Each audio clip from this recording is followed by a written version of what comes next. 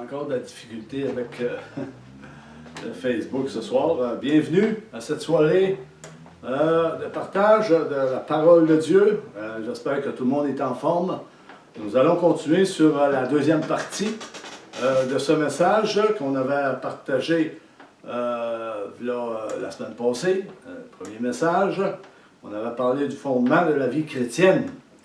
Mais avant de rentrer dans le message, on va prier le Seigneur qu'il puisse nous toucher profondément dans cette génération, au milieu de l'Église, chacun d'entre nous, dans les familles, les enfants.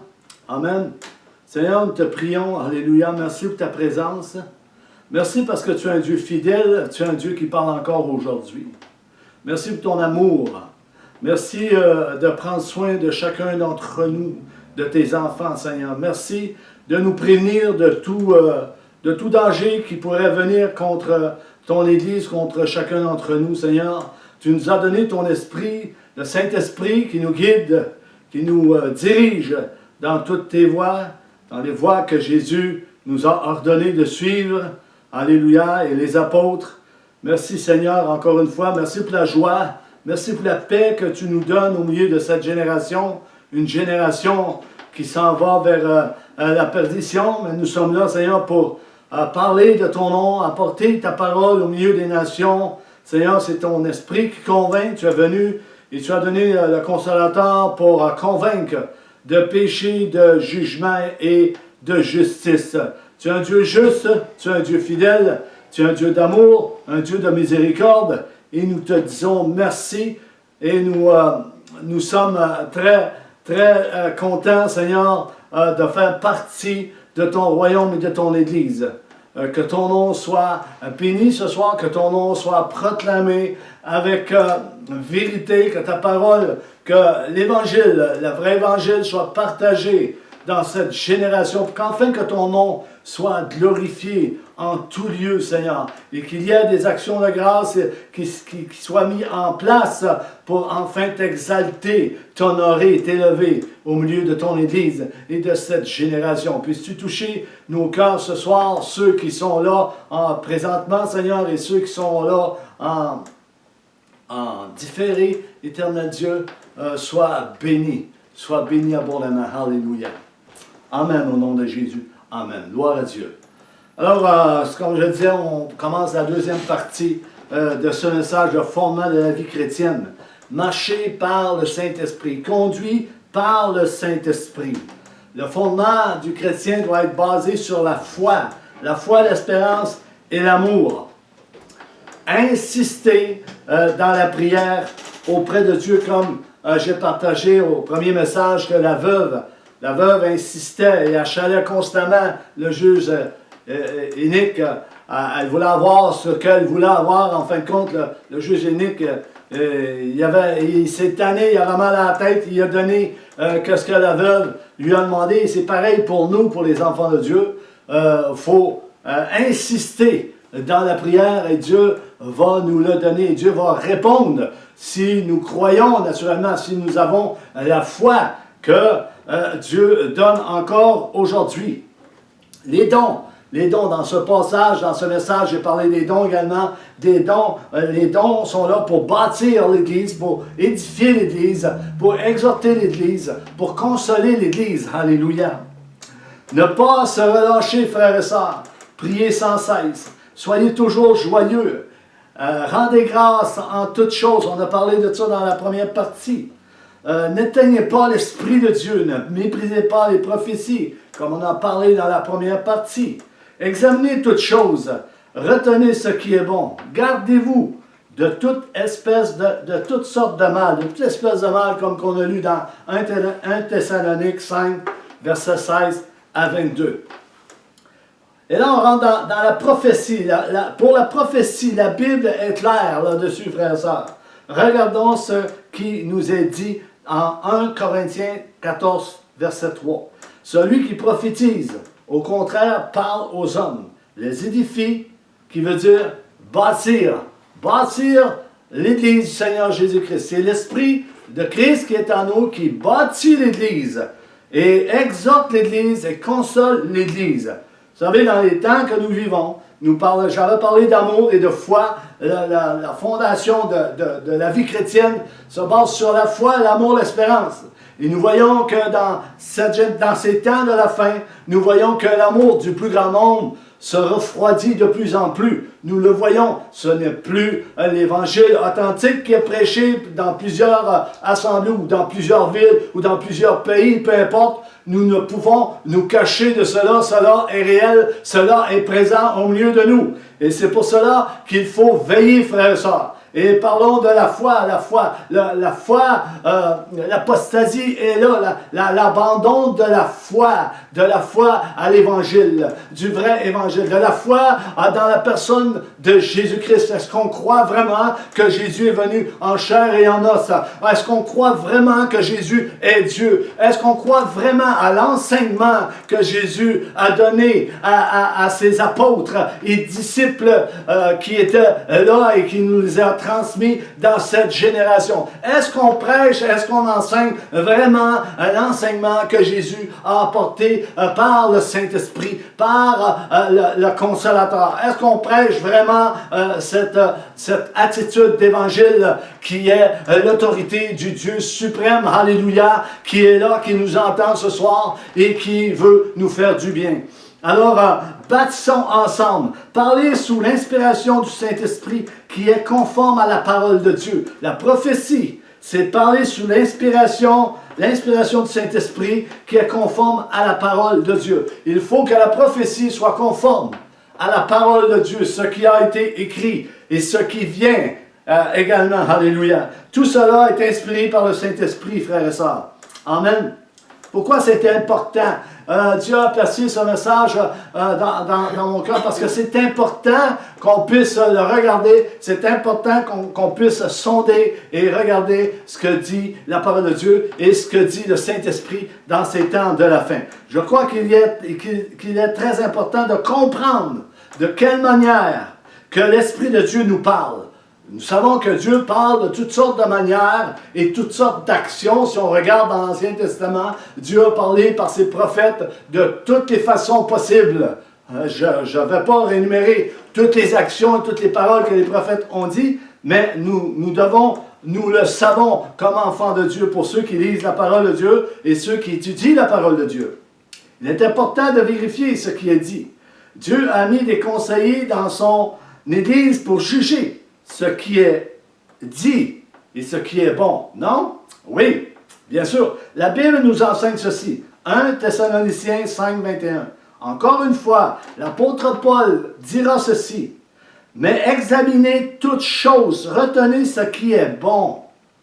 Il n'a pas dit de faire taire l'Esprit de Dieu, le Saint-Esprit, ni d'étouffer le Saint-Esprit, mais de recevoir, de retenir ce qui est bon, de retenir ce que nous entendons et de s'abstenir de toutes sortes de mal, frères et sœurs. C'est le fondement de l'Église, par la foi, l'espérance et l'amour. Nous devons garder cette attitude de foi et d'espérance et d'amour dans nos cœurs et garder la parole de Dieu. Cela s'applique à qui?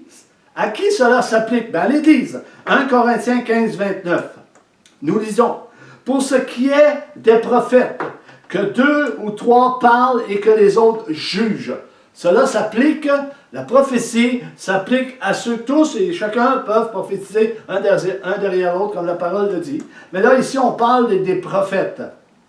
Pour ce qui est des prophètes, que 2 ou 3 parlent et que les autres jugent. Si ce que tu entends est bon, frère et sœur, pour toi, bien prends-le pour toi. Et si cela ne te touche pas, garde-toi de parler en mal de ce qui a été dit. Parce que plusieurs parlent en mal de certaines prophéties qui ont été dites. Et méprisent les prophéties et rejettent de la main les conseils de Dieu et la prophétie qui est dit au milieu de l'Église. Alléluia. Et prions le Seigneur pour que cela soit débloqué, soit renversé au milieu de l'Église. Alléluia. Que le Saint-Esprit puisse avoir l'accès libre en chacun d'entre nous. Amen. N'est-ce pas Dieu qui sonde les cœurs et les reins, frères et sœurs? Dieu sonde les cœurs et les reins. Le Seigneur est venu pour guérir les cœurs brisés, les cœurs meurtris. Changer le cœur de pierre en cœur de chair. N'est-ce pas le prophète Ézéchiel qui prophétise sur cela, que Dieu va changer les cœurs de pierre en cœur de chair. Ézéchiel 36, 26. Pourquoi c'est important? C'est important qu'on en parle. On ne peut pas se cacher de ce qui se produit dans plusieurs assemblées aujourd'hui et plusieurs débordements charnels qui est là au milieu de l'Église. Et cela continue, et cela va continuer jusqu'à la fin. Mais nous devons veiller pour ceux qui le savent, pour ceux qui ont un bon discernement, qui ont été exercés au discernement. C'est des hommes faits à la stature parfaite de Christ, matures, qui vont discerner ces choses. Il est important de voir l'ordre qui est dit dans ce passage de 1 Corinthiens 14, verset 29. Il y a un ordre. Dieu a donné un ordre au milieu de son Église. Il y a un ordre ou pas, les frères et sœurs. Est-ce qu'il y a un ordre que Dieu a donné au milieu de son Église concernant les dons, concernant la présence de Dieu? Mais pourquoi l'Église fait le contraire? Pourquoi l'Église, depuis des années, fait le contraire de ce que la parole de Dieu dit? Il y a un ordre dans ce passage à suivre. Pourquoi l'Église fait le contraire? Je vais le répéter. Pourquoi certaines Églises font le contraire et certains responsables font le contraire? Écoutez bien ce que je vais dire. C'est pas moi qui le dis, c'est la parole de Dieu qui le dit. C'est Jésus lui-même qui le dit. Jésus va dire ceci. Il nous dit ceci à chacun d'entre nous. Pourquoi m'appelez-vous Seigneur, Seigneur? Et ne faites-vous pas ce que je vous dis, ce que je vous demande? Pourquoi ne faites-vous pas ce que je vous demande? Dieu a placé cela, un ordre au milieu de l'Église concernant les dons, concernant tout ce que le Saint-Esprit applique au milieu de l'Église. Et Jésus dit, pourquoi m'appelez-vous Seigneur, Seigneur? Et ne faites-vous pas ce que je vous demande de faire? Vous savez, il y a une autre parole que le Seigneur dit, il dit, pas tous qui auront dit Seigneur, Seigneur, vont entrer dans le royaume des cieux. C'est ceux qui auront fait la volonté de mon Père qui vont entrer dans le royaume des cieux. C'est une question qu'on doit se poser ce soir. Est-ce qu'on fait la volonté de Dieu? Est-ce qu'on marche dans les pas de Christ? Est-ce qu'on marche dans les pas de l'enseignement de la parole de Dieu? L'Évangile, pour qu'enfin que l'Église puisse grandir en maturité. Est-ce qu'on est rendu là, frères et sœurs? Je ne crois pas. Mais l'Esprit de Dieu nous parle à certaines personnes, parle à des prédicateurs, parle à des hommes et des femmes également. Et nous devons écouter ce que le Saint-Esprit dit et non nous écouter nous-mêmes, nous paître nous-mêmes, comme plusieurs le font avec la prospérité. Ils sont entrés dans l'orgueil, et le péché, le plus grand péché de ce monde, c'est l'orgueil et la convoitise, frères et sœurs. L'orgueil va tuer l'homme. Il faut vraiment examiner comme il faut ce que la parole de Dieu nous dit. Alléluia. Paul donne une direction à suivre et une recommandation pour leur prédication, pour leur discours qu'ils doivent apporter. Parlons des prophètes de Dieu. Apporter des discours au peuple de Dieu. Alléluia. Nous parlons des dons, l'ordre que Dieu a placé au milieu de son Église. Il dit seulement que 2 ou 3 devaient parler. Parle des prophètes, de 2 ou 3 devaient parler. Est-ce qu'il parle d'un prophète, d'un responsable qui est sur la tribune et d'autres qui sont dans la salle? Je crois que oui. Il parle des prophètes qui sont soumis les uns vers les autres, qui jugent ce qui est dit. Alléluia. On va le voir dans le passage, on va le voir dans le message, frères et sœurs. Pour la prophétie, tous peuvent prophétiser, un après l'autre. C'est un don que le Saint-Esprit a donné à l'Église. C'est un don que le Saint-Esprit a donné à l'Église. Et chaque enfant de Dieu doit s'en servir. Paul en parle dans Corinthiens. Aspirez au don le meilleur, je vous dis, à la prophétie. À la prophétie. On peut parler en langue. Les langues, il faut qu'il y ait une interprétation, comme j'ai parlé dans la première partie du message. Deuxièmement, les autres prophètes devaient juger de leurs paroles. Troisièmement, si Dieu donnait une révélation à quelqu'un pendant qu'un prophète parlait, celui-ci devait s'incliner devant celui qui avait reçu le message de Dieu. Celui qui parlait, et s'il y en avait un autre qui parle, le premier devait s'incliner et laisser la place au deuxième qui a eu la révélation de Dieu. Et ça, c'est l'ordre que Paul dit que Dieu a placé au milieu de son Église. Et c'est une chose qui ne se fait pas.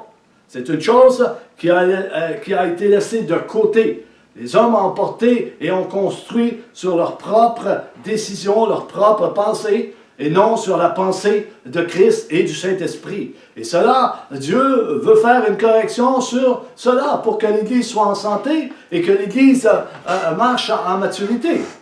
Alors, beaucoup vont contester sur cela, mais c'est la parole de Dieu qui le dit. La parole de Dieu le confirme.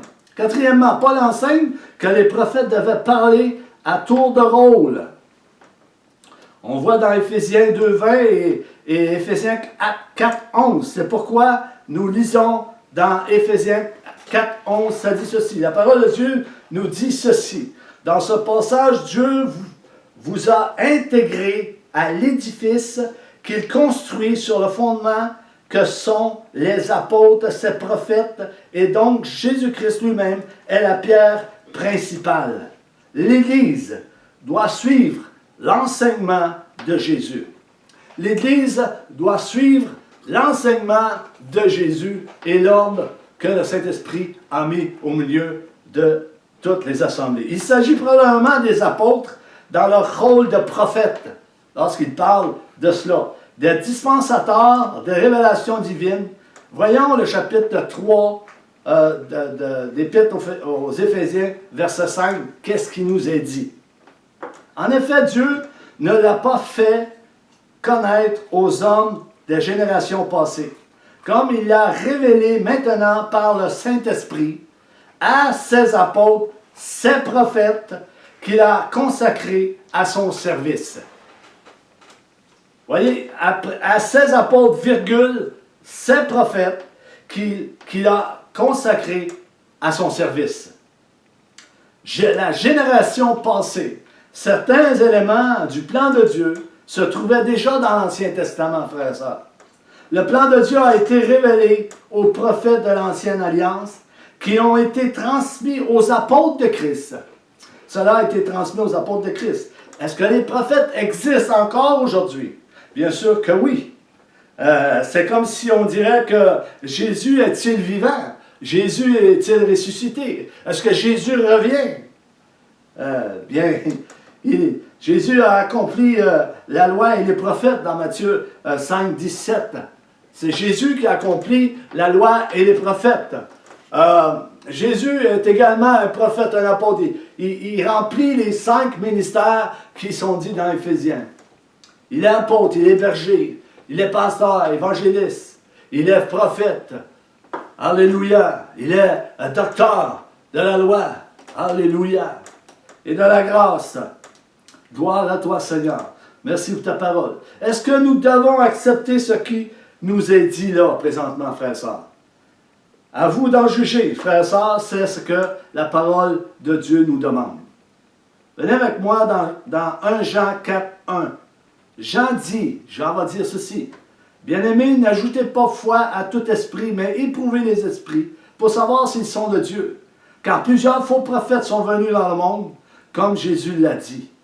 Dans l'évangile de Matthieu 24, 11, il est dit, plusieurs faux prophètes vont venir. Ils vont séduire beaucoup de gens. Et nous le voyons dans cette génération-ci. Beaucoup de prophètes, d'apôtres, beaucoup de ministères séduisent beaucoup de gens par la tromperie et par le mensonge. On doit veiller, frères et sœurs. Alléluia. même s'ils citent la parole de Dieu. Il y a un danger dans les faux docteurs. Ils sont très séduisants. Ils sont très séduisants. Et ils attirent auprès d'eux les frères et les sœurs mal affermis. Ils le savent. Ils le savent. Alléluia. J'en dirai ceci par révélation de Jésus-Christ. Verset 1. Mais attention, mes chers amis. Ne vous fiez pas à n'importe quel esprit.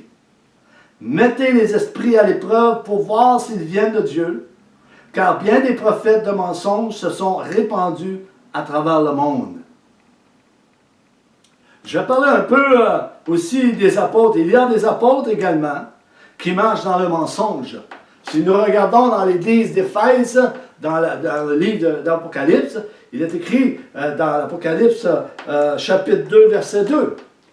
Ils se disent apôtres, mais ce sont des menteurs. Ce n'est pas des vrais apôtres. Il y en a qui s'auto-proclament apôtres et tout autre ministère, mais ils ne sont pas appelés de Dieu. Quelle séduction! Quelle tromperie! Et nous savons que Satan utilise la parole de Dieu également. Il sait ce qui est écrit. Il sait ce qui est écrit dans la parole de Dieu. Il va s'en servir soigneusement et subtilement pour séduire le plus grand nombre de personnes pour une destruction totale de l'âme et de l'esprit. Nous devons veiller, frères et sœurs. Alléluia. Jean, lorsqu'il dit n'importe quel esprit, il parle de même que le commandement d'amour était suivi d'une mise en garde à l'égard du monde. Nous savons que l'amour de Dieu, il y a une mise en garde contre l'amour. Depuis des années, c'est de prêcher Dieu est bon, Dieu est amour, Dieu est ci, Dieu est ça. Et on voit que la pensée et le système de ce monde a envahi bien des assemblées et est entré dans le cœur de plusieurs enfants de Dieu, de plusieurs chrétiens. Et c'est là qu'arrive le danger. La foi n'est plus, c'est l'abandon de la foi. C'est une apostasie qui s'en va vers un apogée de destruction totale vers la fin. Et Satan est bien fier de ça, il le sait. Dieu le sait également. Et l'amour du plus grand nombre se refroidit. L'amour de la vérité, l'amour de l'Évangile, l'amour de la parole de Dieu, de la personne de Jésus-Christ. Il est la vérité, il est le chemin de la vie éternelle, Jésus. Est-ce qu'on suit Jésus? Est-ce qu'on suit les enseignements qu'il a apportés? Nous devons nous poser cette question. L'amour de Dieu est au-delà de l'amour charnel et de la sagesse humaine. L'amour de Dieu va toujours durer. L'amour du monde est passager, comme ce monde est passager. Mais sa parole est éternelle. La parole de Dieu dit que toutes choses vont passer, mais sa parole ne passera pas. Sa parole est éternelle. Sa parole est ancrée dans les cœurs de ceux qui le reçoivent et ceux qui ont soif et faim de la parole de Dieu. Et beaucoup souffrent à cause de cela. Il y a tellement de combats spirituels autour de l'Église et au milieu de l'Église. L'adversité est forte au milieu de l'Église. Tellement de tromperies et de mensonges qu'il faut vérifier. Il faut prier. Si l'enfant de Dieu et le croyant ne prie pas, comment veux-tu discerner ce qui se passe autour de toi? Il faut entrer en prière. Et je sais qu'il y en a plusieurs en ce moment qui sont en prière et sont dans le jeûne. Tout dépendant de ce qu'ils demandent dans leur prière et le jeûne. Demandez de bonnes choses, le Seigneur dit. Demandez de bonnes choses. Demandez la direction et les visions que Dieu veut donner. Demandez ce que Dieu veut pour chacune de nos vies. Demandez ce que Dieu veut pour l'Église de cette génération. Ce que Dieu veut, c'est la repentance. Pas un réveil, c'est la repentance qu'il veut, le Seigneur. Et plusieurs ont une difficulté à se repentir et avouer qu'ils ont péché. Celui qui pêche volontairement volontairement. Nous savons que le péché mène à la mort. Un péché volontaire va amener à la mort et non à la vie, frères et sœurs. Un péché volontaire, constamment. Il faut se repentir, il faut reconnaître ces choses. Si un enfant de Dieu, un croyant, a une bonne conscience, il va savoir, il va détecter, s'il est né de nouveau, il va détecter ses failles dans sa vie. Parce que ça va venir, le Saint-Esprit va lui dire dans sa conscience, ce qu'il fait n'est pas bon. Et s'il le confesse, Dieu est fidèle et juste pour pardonner les péchés qui sont confessés, qui sont compris, qui sont reçus par le chrétien, le croyant, qui le sait, qui le confesse. Mais si il garde constamment ces choses en lui, ben le péché mène à la mort, frère et sœur. Il y a un danger. Il faut se sortir de là. Il faut entrer en prière. Il faut consulter Dieu. Non seulement prier, mais consulter Dieu sur notre marche, sur notre vie. Comment est notre vie? Comment est notre cœur? Comment est la disposition de notre cœur face à l'évangile du Seigneur Jésus-Christ? Est-ce que nous sommes rebelles? Est-ce qu'on a le cou raide? Comme j'ai parlé dans la première partie. Est-ce que nous contestons la parole de Dieu? Il faut regarder toutes ces choses avec un grand soin, frères et sœurs. Lorsqu'on parle de l'amour du monde et l'amour de Dieu, il y a une grosse différence.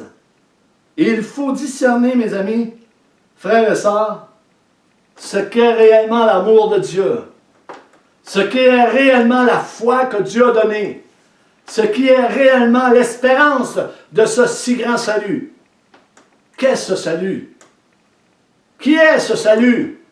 Bien, c'est Jésus-Christ le salut de toute âme qui confesse son nom et qui se repent de ses péchés et qui vient à la stature parfaite de Christ. Alléluia. Mature. Alléluia. Gloire à Dieu. Gloire à toi, Seigneur. Il y a une grosse différence. Il faut discerner, mes amis, frères et sœurs. L'amour de Dieu est plus grand que l'amour que le monde peut nous donner, peut nous offrir. L'amour de Dieu est beaucoup plus grand que l'amour que ce monde peut nous offrir et nous donner, frères et sœurs. C'est un amour éternel. C'est un amour divin. C'est un amour qui passera jamais date. C'est un amour éternel qui est toujours là, auprès de nous. Dieu veut nous faire du bien. Que ce soit dans la correction, dans la réprimande, peu importe. Dieu veut nous faire du bien. Et on doit accepter ces choses comme enfants de Dieu, une fois pour toutes, frères et sœurs, responsables d'assemblée. Parce que les temps sont proches. Le temps du jugement de Dieu est proche.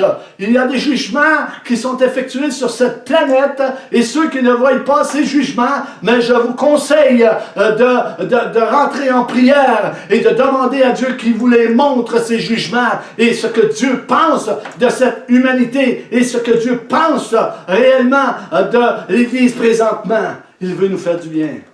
Il veut nous amener près de son cœur. Il veut nous guérir. Il veut penser les blessures de ceux qui sont blessés, de ceux qui souffrent, ceux qui pleurent, ceux qui sont faibles, ceux qui sont abattus. Dieu veut les relever. Mais ça prend un cœur consacré, ça prend un cœur sincère. Ça prend une liberté. Le Seigneur m'a montré ceci, frères et sœurs, il y a peut-être 3 semaines de cela. Il y a au milieu de l'Église beaucoup de personnes qui ont les fers au poignet, des verrous de fer au poignet, des chaînes, ils sont attachés ensemble avec un cadenas qui est là, au poignet, et sur ce cadenas est écrit « mensonge ».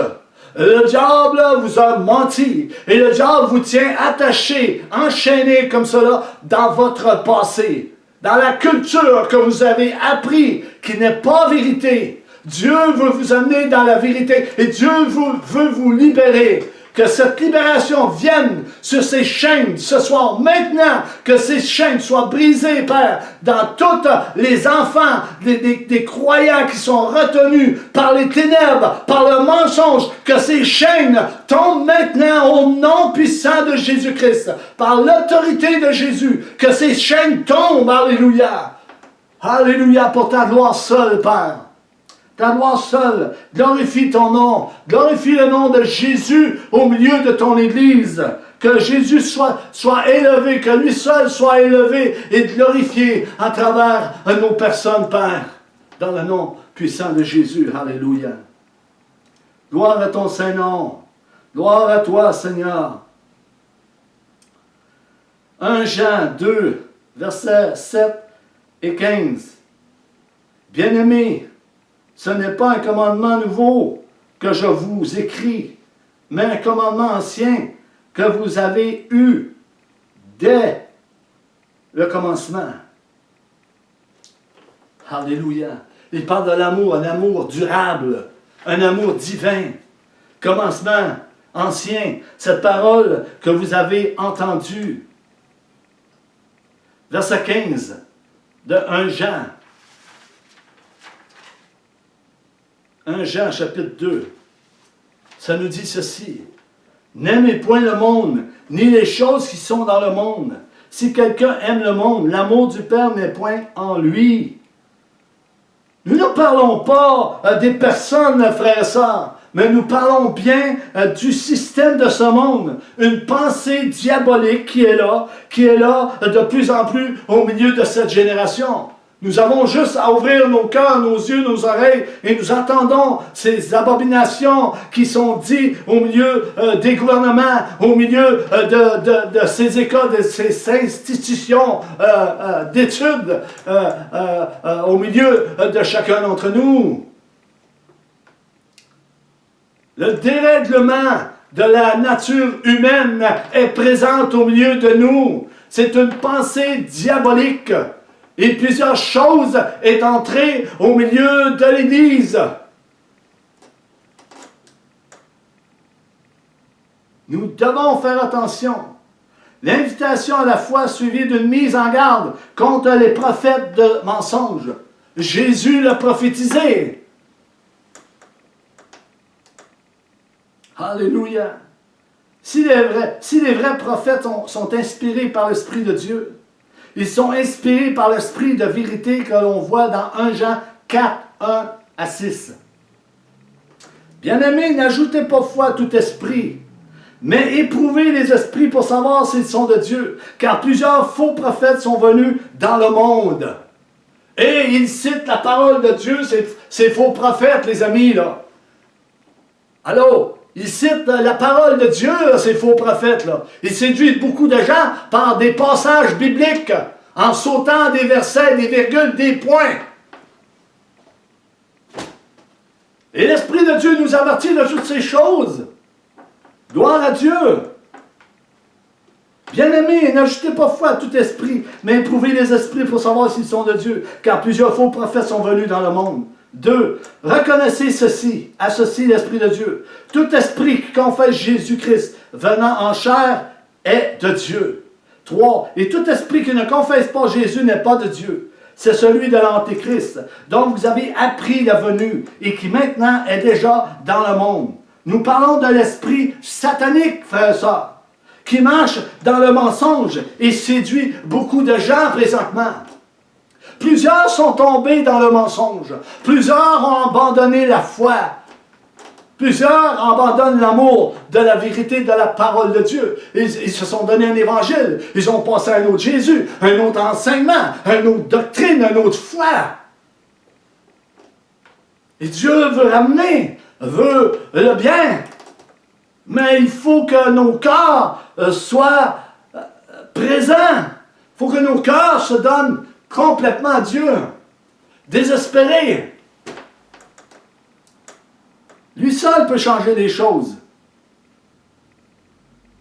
Verset 4. Vous, petits enfants, vous êtes de Dieu, et vous les avez vaincus, parce que celui qui est en vous est plus grand que celui qui est dans le monde. 5. Eux, ils sont du monde. C'est pourquoi ils parlent d'après le monde. Et le monde les écoute. Ces faux prophètes vont parler de ce monde. Et le monde va les écouter. Parce qu'ils ne sont pas convertis. Ils ne sont pas nés de nouveau. Ils ne sont pas repentants. Ils veulent prospérer dans l'argent et dans leur propre intérêt à eux. C'est une ruse du diable. Verset 6. Nous sommes de Dieu. Celui qui connaît Dieu nous écoute. Celui qui n'est pas de Dieu ne nous écoute pas. C'est par là que nous connaissons l'esprit de la vérité et l'esprit de l'erreur. Frères et sœurs, les faux prophètes sont animés par un esprit menteur. Ce sont des démons. Les faux prophètes sont animés par un esprit menteur. Comme je le disais, ils vont se saisir de la parole de Dieu pour apporter des discours erronés, des hérésies également, pour séduire le plus grand nombre d'enfants de Dieu. Et en passant, les enfants de Dieu n'apportent plus leur Bible à l'église, dans l'assemblée. Ils apportent le téléphone. Ils ne lisent plus la Bible. Ils ne méditent plus la Bible. Ils n'étudient plus la Bible. Et on se fie sur celui qui apporte le message. Alléluia.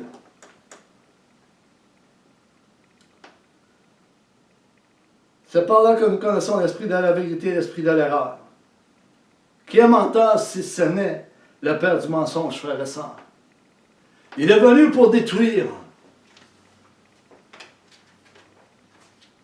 C'est le père du mensonge. C'est pas nouveau. Lorsque Jésus était là, le père du mensonge était là. Tout esprit n'est pas celui de Dieu. Et le chrétien ne doit pas se fier aveuglement à tous ceux qui prétendent parler de la part de Dieu, comme certains prédicateurs de ce siècle. Beaucoup se sont donné cette autorité, cette position de prédicateurs, de prophètes, d'apôtres. Ils s'auto-proclament dans tous ces ministères. Dieu ne les a pas appelés. Mais intellectuellement, comme je le disais dans un message, ils sont très intelligents, ils lisent la parole de Dieu, tout le monde lit la parole de Dieu. Paul, à un moment donné, dit, est-ce que la parole de Dieu est parvenue seulement chez vous? Non, elle est parvenue aussi à nous, que nous avons l'Esprit de Dieu en nous aussi, et nous vous communiquons ce que nous avons reçu de l'Esprit. Et Paul, il n'a pas commis d'erreur, il a tout dit sans cacher rien à ses frères et ses sœurs. Il a dit, maintenant je suis innocent de tout votre sang, comme le prophète Ézéchiel a déclaré dans son livre. Et cela existe encore aujourd'hui, frères et sœurs. Cela est là aujourd'hui. Il ne faut pas se cacher de toutes ces choses. 1 Timothée 4.1 nous dit ceci. Mais l'Esprit dit expressément que dans les derniers temps, quelques-uns abandonneront la foi pour s'attacher à des esprits séducteurs et à des doctrines de démons. Il y a des doctrines de démons, de séducteurs, qui séduisent beaucoup de gens. Il faut prendre garde, frères et sœurs. Il faut prendre garde. Dieu est bon. Oui, Dieu est bon. Aussi longtemps qu'on est en communion avec Dieu, Dieu va nous faire du bien. Dieu va nous avertir. Dieu va nous conduire. Dieu va nous diriger dans toutes ses voies. Ces voies ne sont pas pénibles. Ces voies sont oui et amen, sont glorieuses. Mais plusieurs ont suivi la voie de l'iniquité, la voie du mensonge. Ils se sont donné toutes sortes de prétextes et d'excuses pour suivre un autre Jésus, un autre évangile, parce que ça leur fait du bien. Ils ont pris la porte large et spacieuse, comme je le disais dans la première partie. Peu prennent la porte étroite et resserrée qui mène à la vie éternelle. Jésus dit, il ne peut qu'ils la prennent. Il ne peut qu'ils la trouvent. Alléluia. Je vous encourage à prendre ce chemin étroit et resserré. Je vous encourage à rentrer dans la prière. Je vous encourage à méditer la parole de Dieu. Je vous encourage à inviter Jésus, de dire, viens Jésus, nous avons besoin de toi. Nous avons besoin de toi. Alléluia. Le Saint-Esprit est là. Nous avons le Saint-Esprit. Si nous sommes nés de nouveau, si nous sommes convertis, frères et sœurs, le Saint-Esprit est en nous. Jésus est en nous. Le Père est en nous parce qu'il a dit, j'irai faire ma demeure, j'irai souper avec vous. Alléluia. Il a dit, le danger, frères et sœurs, c'est ceux qui vont s'auto-proclamer prophètes ou apôtres ou docteurs, ainsi de suite. Jésus a dit, il y a beaucoup qui sont entrés dans ce monde et séduiront beaucoup de gens. Beaucoup sont entrés et vont séduire beaucoup de gens. Matthieu 24, 11. Et beaucoup sont entrés dans bien des assemblées pour tromper le peuple de Dieu, pour tromper l'Église par leurs mensonges et messages erronés et de flatterie pour ne pas trop déranger. Laissez-moi vous dire que Jésus dérangeait. Jésus s'est pas fermé la bouche. Jésus est venu apporter la lumière au milieu des ténèbres. Il est venu apporter la vérité. Il est venu délivrer. Il est venu guérir. Il est venu consoler. Il est venu dire ce que les hommes devaient savoir et devaient apprendre pour qu'enfin qu'il ait la vie éternelle et qu'il soit sauvé à travers la personne de Jésus-Christ. Plusieurs disent paix, paix, mais ils ne voient pas venir le jugement de Dieu. Jésus est venu apporter l'épée sur la terre. Jésus l'a dit lui-même, je ne suis pas venu apporter la paix, mais l'épée sur la terre. Il est venu apporter un feu, et que ça plaise à Dieu que le feu est allumé au milieu de cette génération spirituellement. Jésus l'a dit dans ses passages. Alléluia. Revenons à 1 Thessaloniciens 5, 22. Le fondement de la vie chrétienne conduit par le Saint-Esprit, par la foi, l'espérance et l'amour. Nous parlons toujours de prophétie dans ce passage. L'apôtre Paul dira ceci au verset 22. 1 Thessaloniciens 5. Abstenez-vous de toute espèce de mal. Permettez-moi de vous dire ceci, frères et sœurs. Si ce qui a été dit sous l'inspiration du Saint-Esprit n'est pas pour toi, tiens-toi d'en parler en mal de ce qui a été dit. Au lieu de parler en mal, regardons ces paroles qui sont dites dans l'Épître aux Philippiens 4.8. Au reste, frères, que tout ce qui est vrai, tout ce qui est honorable, tout ce qui est juste, tout ce qui est pur, tout ce qui est aimable, tout ce qui mérite l'approbation, ce qui est vertueux et digne de louange, soit l'objet de vos pensées. Nous devons avoir cette pensée auprès de l'Église du Seigneur Jésus-Christ, frères et sœurs. Nous devons avoir cette pensée. Il est vrai, quelquefois, on peut broncher, on peut discuter, on peut critiquer. Il y a des critiques qui forment, qui nous font avancer, et il y a des critiques qui nous font reculer. Il faut voir la bonne chose. Il faut voir la bonne chose, la part des bonnes choses. Je mélange les mots. Tout cela fait partie du fondement de la vie chrétienne. Armons-nous de cette pensée, frères et sœurs. C'est pourquoi Paul dit, abstenez-vous de tout ce qui a quelque apparence de mal. Dans toutes ces choses, retenons ce que Paul dit au verset 16 de 1 Thessaloniciens 5. Ô frères, soyez toujours joyeux. La joie est donnée par le Saint-Esprit, frères et sœurs. La joie est donnée par le Saint-Esprit, peu importe les moments où les chrétiens doivent passer. La joie convient en tout temps. On le voit dans Philippiens 2, 17, 18, tu prends des notes. Philippiens 3, 1, Philippiens 4, 4. Je le répète, soyez toujours joyeux, qu'on se réjouisse dans le Seigneur. En conclusion, le fondement de la vie chrétienne. Marchons par l'Esprit que nous avons reçu. 1 Thessaloniciens 5, 19, Paul dit, n'éteignez pas l'Esprit. Nous pouvons dire le feu de l'Esprit de Dieu. La parole de Dieu nous dit que Dieu est un feu dévorant. Il faut comprendre ce qui est dit là, frères et sœurs. Dieu est un feu dévorant. Alléluia. L'Esprit de Dieu ne doit pas être étouffé par le péché. L'apôtre Paul dira également que les croyants ont aussi reçu l'ordre de ne pas attrister le Saint-Esprit. Éphésiens 4, 30, 31. Il y a des fondations qui ont été mises au milieu de l'Église et nous devons les respecter, frères et sœurs. Nous devons respecter ces fondements, ces fondations qui ont été établies au milieu de l'Église par l'enseignement de Jésus et les apôtres et les prophètes de Dieu. 30. N'attristez pas le Saint-Esprit de Dieu par lequel vous avez été scellés pour le jour de la rédemption. Même si tu es scellé, tu peux attrister le Saint-Esprit. 31. Que toute amertume, toute animosité, toute colère, toute clameur, toute calomnie et toute espèce de méchanceté disparaissent du milieu de vous. Alléluia. Alléluia. Paul dira, mais au contraire, d'être rempli, d'être pleinement rempli et de marcher selon lui, l'Esprit, le Consolateur. Galates 5, 16. Je termine. Ces prophéties sont des messages que Dieu emprunte d'autorité et délivre par un messager de Dieu reconnu. Leur origine divine exige que l'on ne les prenne pas à la légère.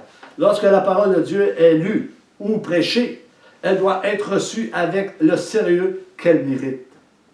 Merci Seigneur pour ta parole, merci pour ce message qui a été apporté ce soir pour chacun d'entre nous et que ce message puisse avoir pénétré nos cœurs le plus profond possible, qu'on puisse réaliser quelle est la grandeur de ton nom, quelle est la grandeur de ton amour, quelle est la grandeur de ta miséricorde, quelle est ta justice, et qu'on puisse reconnaître que chacun d'entre nous, on a reçu un don pour l'édification de l'Église, pour bâtir l'Église selon l'Esprit de Dieu, et non selon les hommes, selon le Consolateur qui est venu pour convaincre de péché, de jugement, de justice et de vérité. Parce que Jésus dit, je suis la vérité. Le Consolateur prendra ce qui est de moi et vous l'annoncera. Amen. Merci Seigneur Dieu. Nous te prions, nous te remercions de tout cœur et que tu puisses nous parler à travers ta parole, que tu puisses conduire ton Église